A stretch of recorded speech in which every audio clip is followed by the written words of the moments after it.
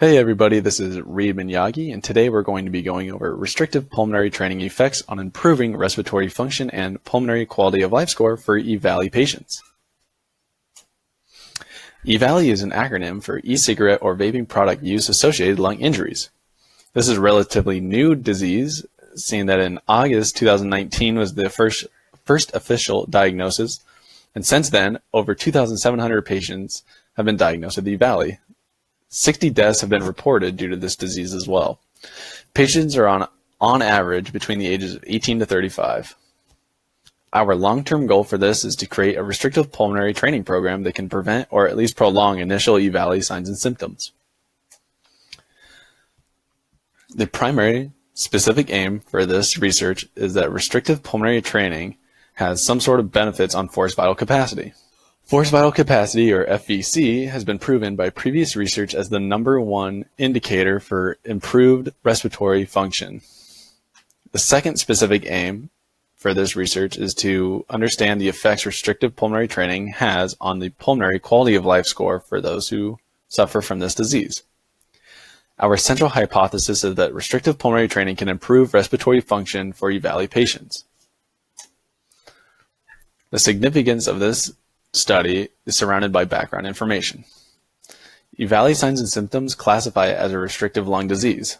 Therefore, previous restrictive lung disease research has been utilizing restrictive pulmonary training in exercise research conducted on restrictive lung diseases. The most consistent restrictive pulmonary training technique is the use of non-invasive negative pressure ventilation. As shown to the left, this is the exact tool that will be utilized in our study. This innovation section really centers around the lack of knowledge that we have around EVALI. EVALI is such a new disease that not too much research has come out about it, and no research has come out about how physical activity interacts with EVALI or affects EVALI signs and symptoms.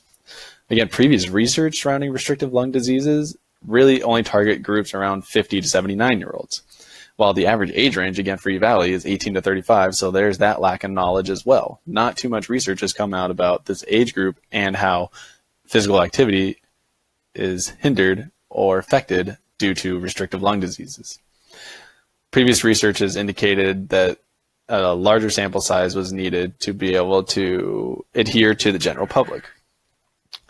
Contributions and impacts of this research, we hope, is that we are building blocks for future research to come out with exercise preventative programs with restrictive pulmonary training techniques to help those who suffer from EVALI and to manage their signs and symptoms in a healthier way.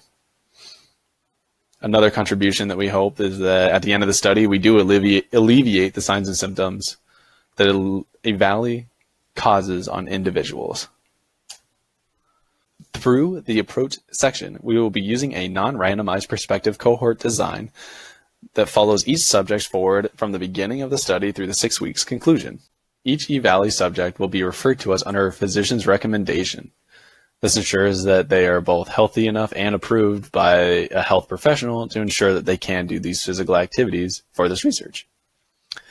Any data collection will be analyzed through the SPSS software system with an alpha error at the primary endpoint set at 0.05 and a beta error level at 0.2. Pre-post measurements of respiratory values and the pulmonary quality of life score will be assessed throughout the study. Using the G-Power application, independent sample two-tailed t-test was used in an expected 20% inflation to calculate the necessary 154 subjects needed for relevant testing. Utilizing an alpha error of 0.05 and a beta power of 0.8 for a medium size effect.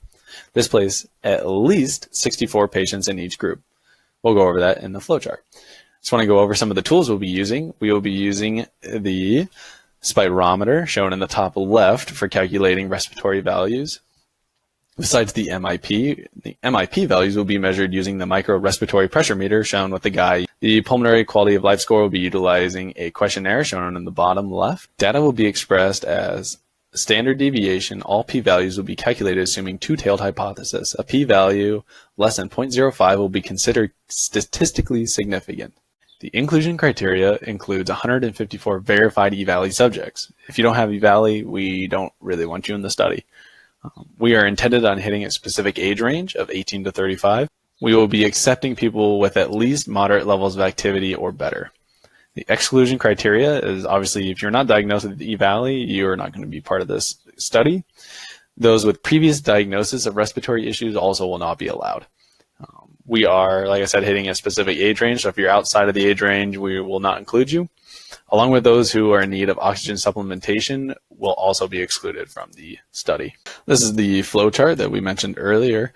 Again, using the G-Power application, an independent sample two-tailed t-test was used with an expected 20% inflation to calculate the necessary 154 subjects for relevant testing. The two groups were separated between a group receiving restrictive pulmonary training during exercise and the other without. Again, at least 64 subjects will be in each group with the accounted 20% inflation. Respiratory values will be measured with an average of the 3 measurements to ensure internal validity. The questionnaire values will also be recorded. An ergonomic bike max workload assessment was then performed to calculate a 60% workload that will be performed throughout the study.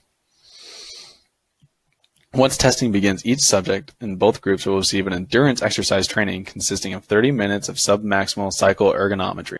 The same exercise was performed over the 6 weeks, 4 times a week study.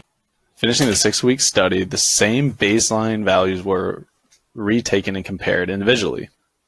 No study is without potential problems.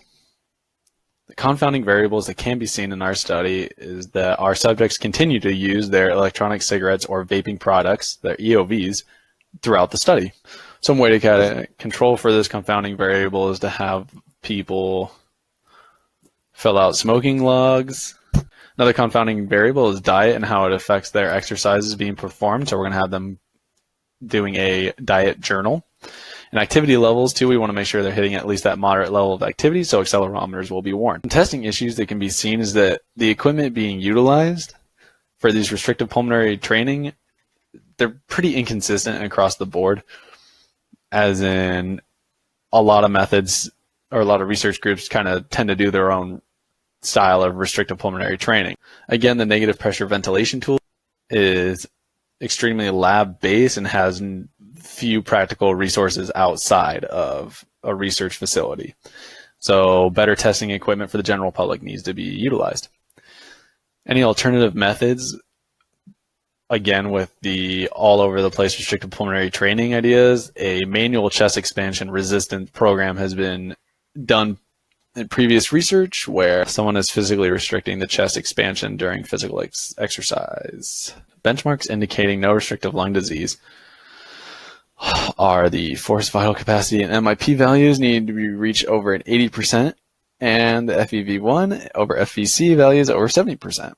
And hopefully we see improved pulmonary quality of life scores compared from the pre to the post. A lower score indicates a better pulmonary quality of life. Theoretical results. A p-value of less than 0.05 shows statistical significance for those in restrictive pulmonary training post measurements. This significance is seen in all respiratory values along with the pulmonary quality of life score. These theoretical results show that restrictive pulmonary training can improve respiratory function and pulmonary quality of life score for those who suffer from EVALI, thus stating the importance and significance of our proposed research. And these are the references.